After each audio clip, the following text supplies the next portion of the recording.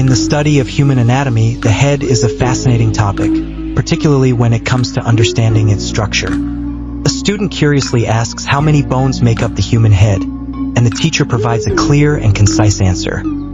There are 22 bones in total, consisting of 8 cranial bones and 14 facial bones. The cranial bones play a crucial role in protecting the brain, and they include the frontal bone, parietal bones, temporal bones, occipital bone, sphenoid bone, and ethmoid bone. Each of these bones serves a specific function, forming a protective case around our most vital organ.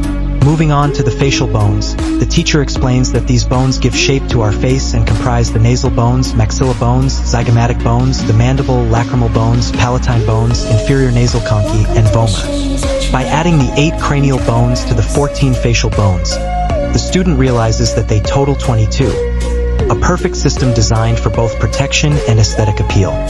The teacher emphasizes how these 22 bones work together to safeguard the brain, while also contributing to the unique appearance of each individual's face.